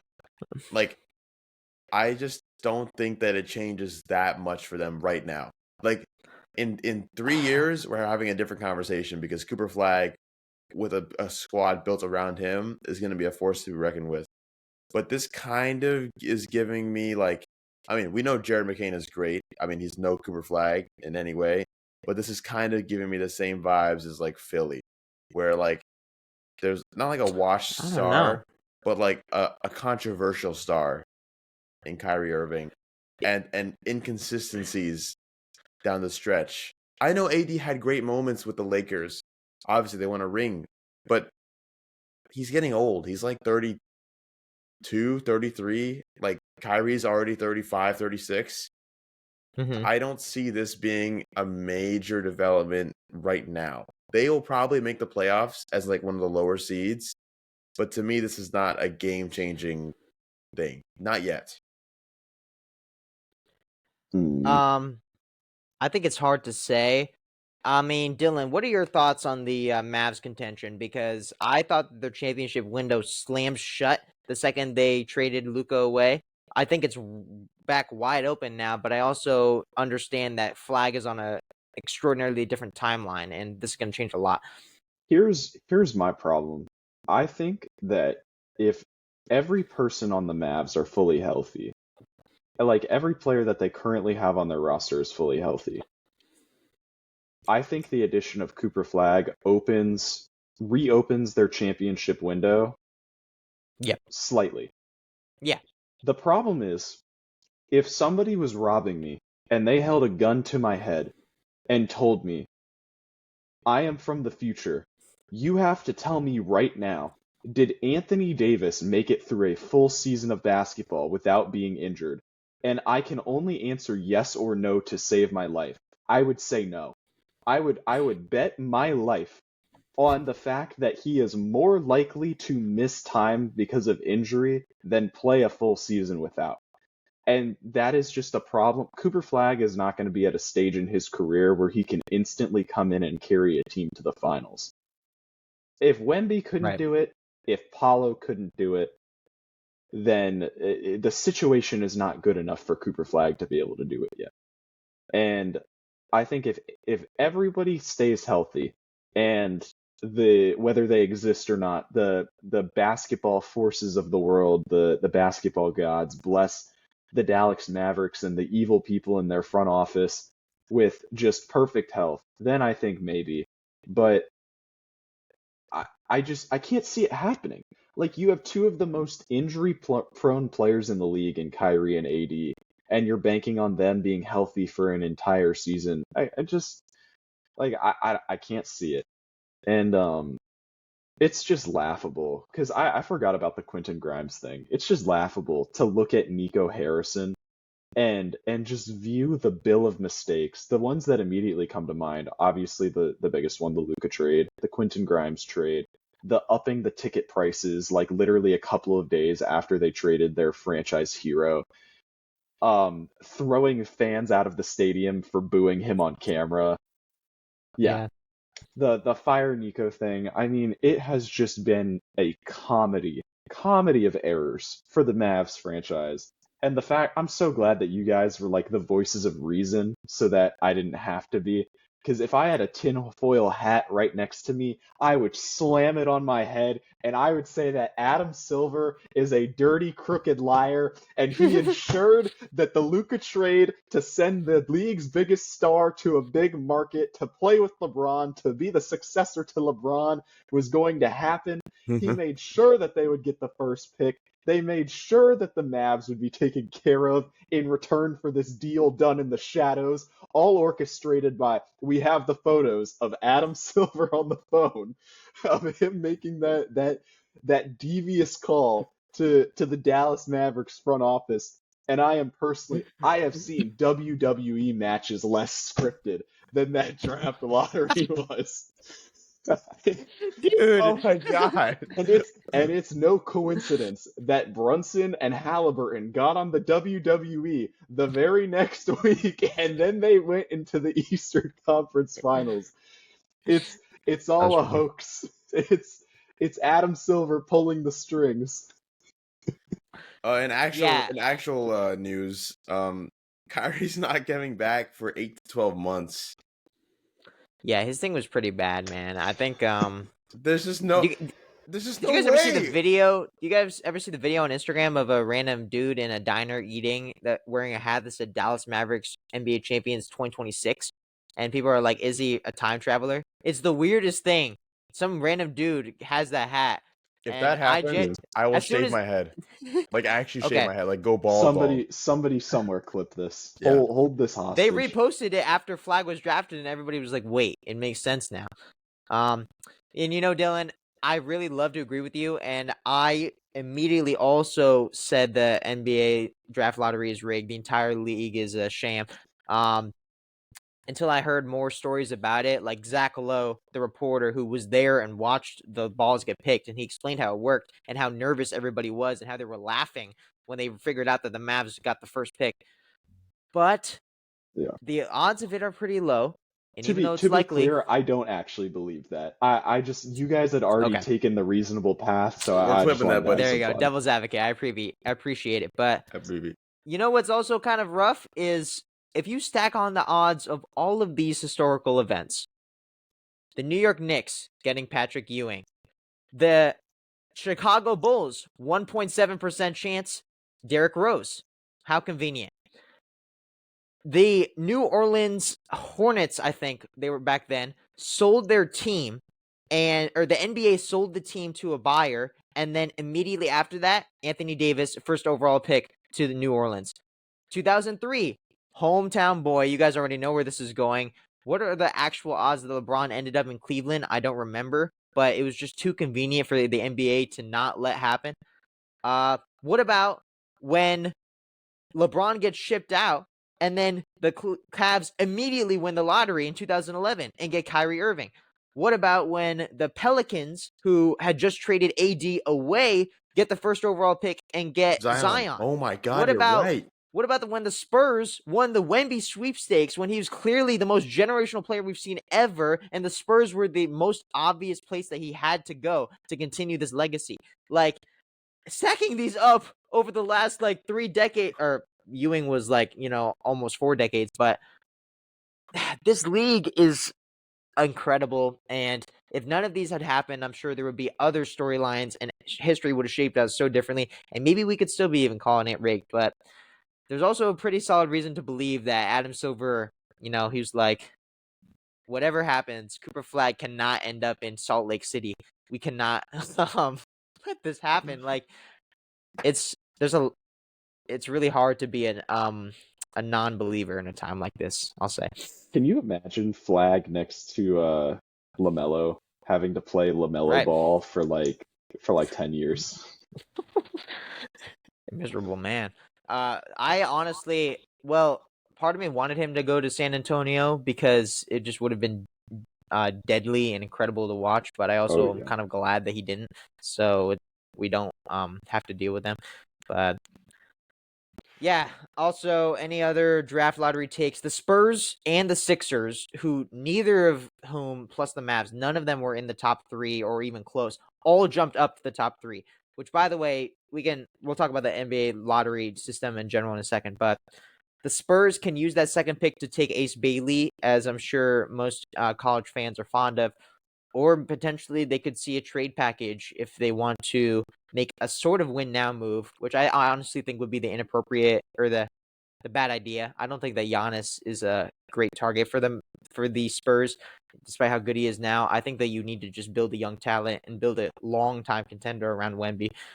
And then the Sixers, I don't know what they're gonna do with the third pick. I'm pretty sure they're gonna screw it up anyway. But yeah, what do you guys think about those teams? Spurs are scary. Yeah. That's the first thing that comes to mind. I think you're completely correct. Bringing Giannis there would be a mistake. I mean, I know he wants to win now, but they have the opportunity to create a generational, not just one championship, but this could be the start of a dynasty. Like, they have that level of talent. Like, Exactly. this is the only team that I could see like legitimately contending with the Thunder for the West. The problem is that Giannis is still the third best player in the NBA, and or second actually, if you like him over SGA. But I think based on what I was talking about with the new salary laws, it is he's too expensive to take on the hit to take on that hit. Wemby in a couple of years will get the most expensive NBA contract of all time. He's going to be making probably about $100 million a year, or close to it. And like him and Giannis, I don't think that they can afford it. I think that would be betting on Wemby to be a top like 8 player this season and be him and Giannis be the championship duo immediately. But I think and De'Aaron Fox too, man. Oh my God, I forgot about him. Holy crap. That's a dangerous team. Dylan, what do you think about the Spurs? I just one side note, if there is any superstar in the league that I could see taking a pay cut to make sure that their team is built effectively, I think it's Wemby. Mm. But who knows? Who knows what'll happen there? But they're obviously such a great young core. I just wish Popovich was there to oversee it. Really, really sad that kind of just got lost in the shuffle of this season, that he's no longer the head coach. And like, Yeah. if you watch the press conference where he was introduced as like, I forget what his official title is. He looked I forget his rough. in the front office now, yeah. I mean, he looked like he was struggling to walk. He looked like he was struggling to like be up there. And that's just really sad to see such a legendary figure, such a Core part of such NBA a history for such so a long. hero of the game who's just taught. I mean, at the end of the day, coaches are teachers. They're Yep. they're leaders of young men, and it's really sad to see such a great person who has taught so many great players over the years, who has authored so many incredible moments with both the Spurs and with Team USA, as well. So just wanted to mention that real quick. Really, really sad about Popovich. And then one final thing on like those draft lottery teams. Are you guys familiar with the Pirates of the Caribbean series? The music, yeah. I'm not a fan now. So there's this idea in the series where if you have been marked with what's called the black spot, you're basically like marked for death. The Kraken is like gonna come and get you. Pretty much it's like literally like a black dot that sits on your hand. I don't know what the Washington Wizards did to deserve the black spot of the NBA draft lottery, but the fact that they have fallen to 6th again, it's almost impossible. Like, I'm sure somebody way smarter than me has compiled the statistics on how unlikely it is that they have fallen to that 6th pick so many times. but it is unbelievable that it's happened again. I mean, they are just in basketball hell, and I feel so bad for them. Like it's never gonna get better. It may never get better for Washington. They may just be every team's rest day for all of eternity, and they're Yeah, still gonna be picking sixth. it's really unfortunate. The Wizards did get the second pick last year in what was considered one of the least interesting drafts in a long time, and Right. they got Sar, who arguably was the number one overall prospect and one of the better players, but like again, he's not really a needle mover. Um, I feel really bad for them too. I follow some Wizards fans on social media who were crashing out, and deservedly so. And yeah, I mean, it's going to be hard for them. I think there's an important discussion to be had about the lottery system.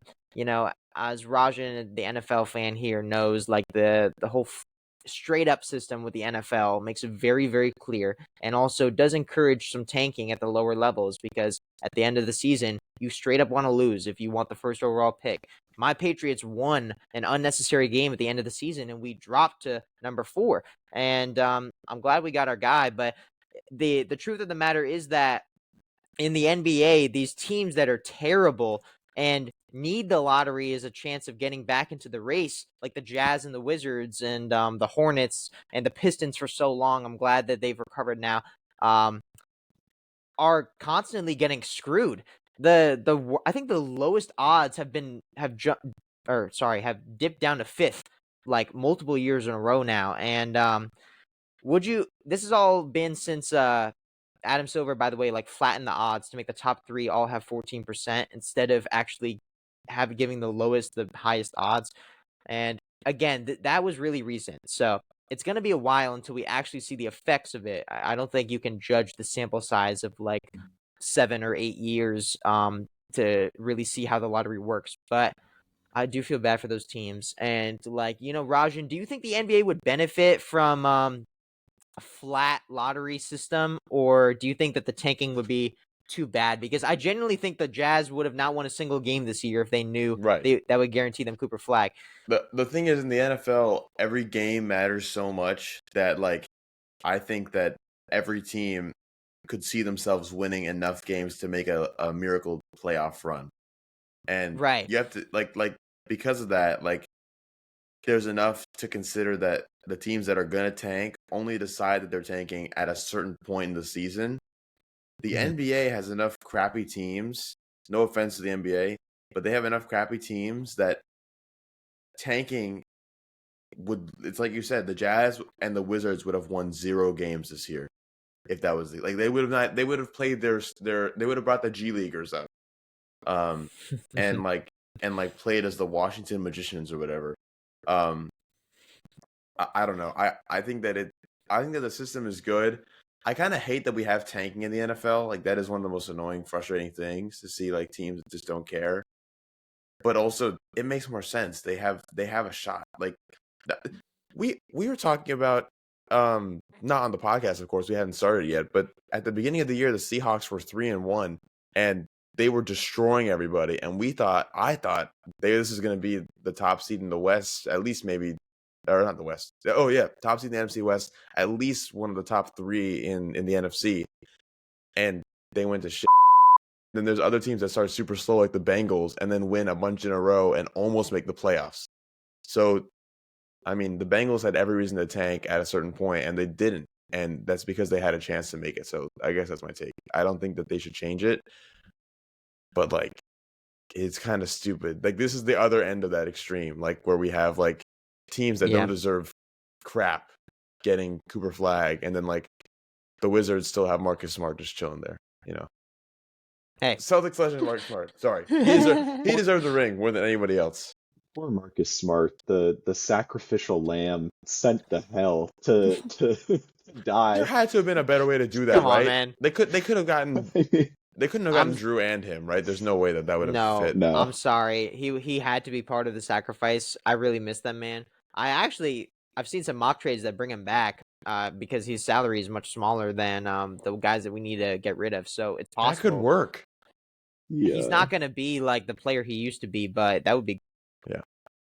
I would say there might be ways to kind of meet in the middle of trying to avoid the problem of guaranteed tanking versus rewarding potentially like mid teams with generational talent.